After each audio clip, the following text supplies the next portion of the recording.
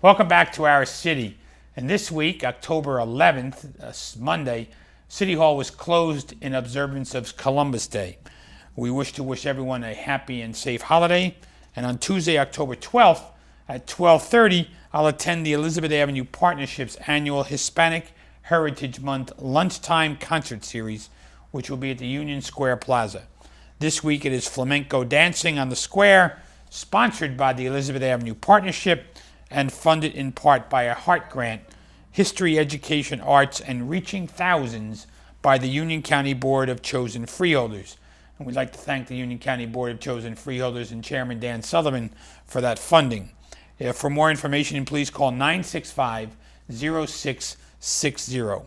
If you have any more information or you need any information for our Public Information Office, please call 820-4124. A couple of weeks ago, we were talking about retirement plans and investing your money in a difficult economic market. This week's show, I'm also welcoming back Mr. Joe Leone and Mr. Tom Duffy to talk about young adults and money and how they're dealing with it. Gentlemen, welcome back to the show. Thank you. Great to be here. And Tom, we'll start with you. We started with Joe a couple of weeks ago. There's a number of programs being directed to young adults at the Elizabeth Financial Planning Day. Why is it important to speak to young people about money matters? Well, primarily, they're our future. Number two, they have a tremendous amount of spending power. It's in the billions of dollars. And we spoke last time about educating ourselves about money. It's crucial that we educate our young people about how to save, how to spend wisely, how to use credit cards, how to protect themselves, how to protect their financial well-being. It's critical right now that we reach out and do this. Joe, do you deal with a lot of young people? I deal with some, typically as children of my clients, and of course I have three young men myself, 23, 22, and 20, so I'm dealing with it at home. Do they listen, Joe? No, not to me. But hopefully they'll listen to their financial planner. The big issue is there's an onslaught. They're always in media, right? So there's an onslaught of credit cards and buy this and buy that. And it's just more difficult for them than it was for us. Because there's so many other opportunities that they have to spend money than we did. You know, it's funny you said my daughter's in 5th grade. She got a notice to get a credit card. See? What do you do? Tear it up. I did, but I mean, I'm just curious. 5th grade, she probably put her name on some form, and all of a sudden it wound up a letter from a credit card company. And that's what we have to teach our kids. I mean, they start in high school, and now you're saying, grammar school. So we have to start letting them know what's out there and how people are not trying to take advantage of them, but they're offering them things that they don't realize have to pay back. What topics, Joe talked about, the credit card issues and mailing issues, but what other topics in the positive way should be directed to young adults? Time value of money is one of the most powerful things out there that young people need to learn about, and that's putting money away and letting it earn interest or compound over time. It's one of the greatest wonders of the world is compound interest. The time value of money, that money put away today and saved for the future, it has the potential to be worth a lot more. They need to understand that. They need to understand what inflation means. That means that a video today that they purchase or music they purchase today, it's going to be more expensive next year due to the effects of inflation. They have to understand the clothing they buy today is going to cost them more in the future. They need to be able to save and prepare for that.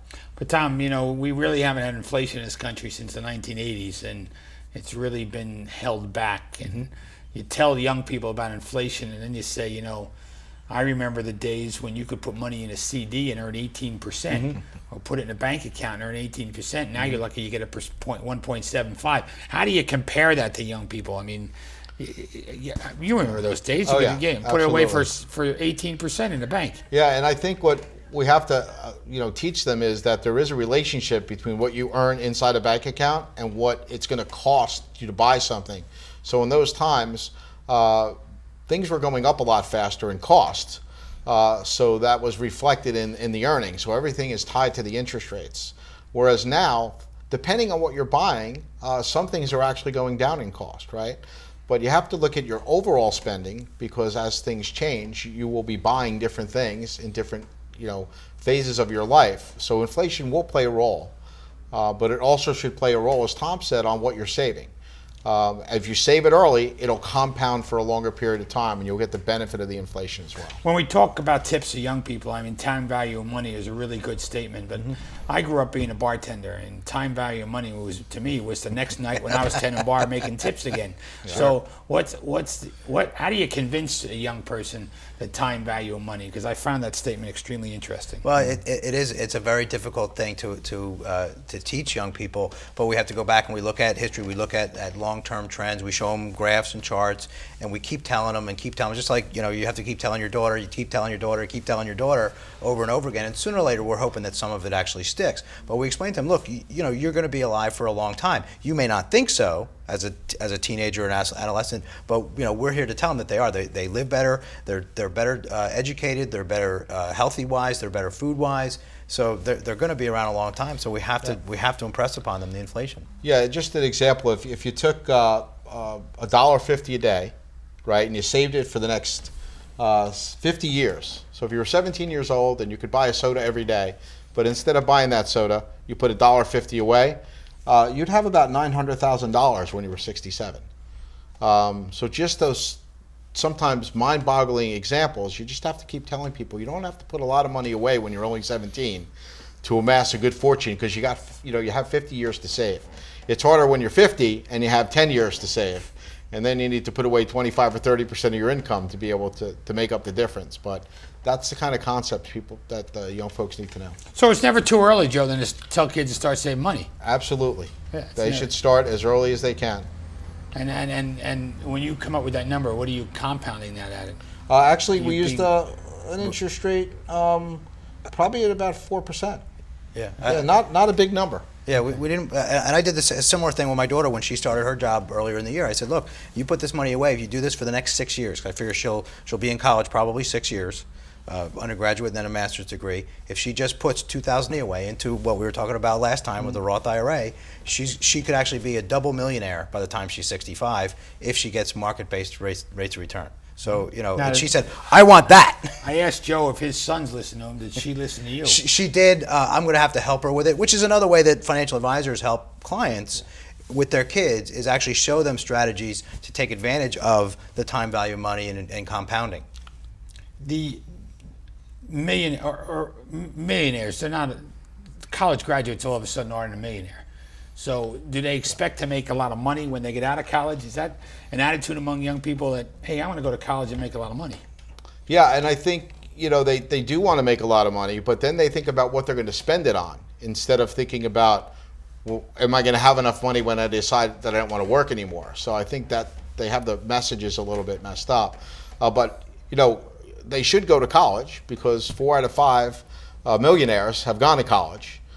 So that's something they should strive for. But then, if they get out with a nice degree and get a nice paycheck, that doesn't mean they need to spend it all. They don't need to go out and buy the brand new BMW and the TV, the 50-inch TV. They need to put some of that money aside and start saving it for later, because later comes before we know it. That's true. Those of us sitting here. I know that now. Yeah. So you mentioned about your daughter and a Roth IRA. Is that the best investment tool for a young person to do? It's among one of the best. Sure. There's several different ways. We talked about it last time. You have to look at the facts and circumstances of the case, because everybody's financial system is different. And I can't tell and stress that enough, because everybody I talk to, they say, oh, I'm doing what my brother-in-law is doing. I'm doing what my neighbor's doing. Well, you don't do that. Do what you need to do in your situation. So in our case, for my daughter, it's a great tool for us. It may not be a great tool for a friend of hers. There may be other things that she needs to do, but it goes back to the education. Find out what's best. Find out what works in your situation. And Joe, the difference between saving and investing. Tell us. Well, saving is more for a shorter term goal, I think. I mean, if you're going to save money, what you're trying to do is not lose it.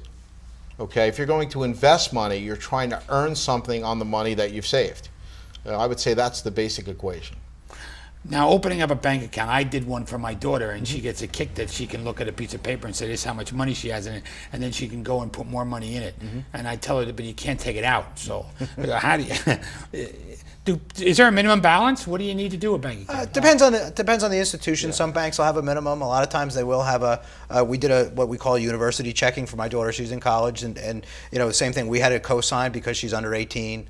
It just depends on the institution, but it's a great tool. I did the same thing when my daughter was young. Absolutely. And it's good to do early.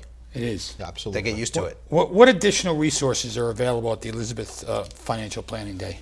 For the young folks, we're going to have FAFSA counselors. Now, that's the financial aid form that everyone needs to fill out in order to go to college. When I say needs to fill out, some people choose not to because they don't think there's going to be any money available for them.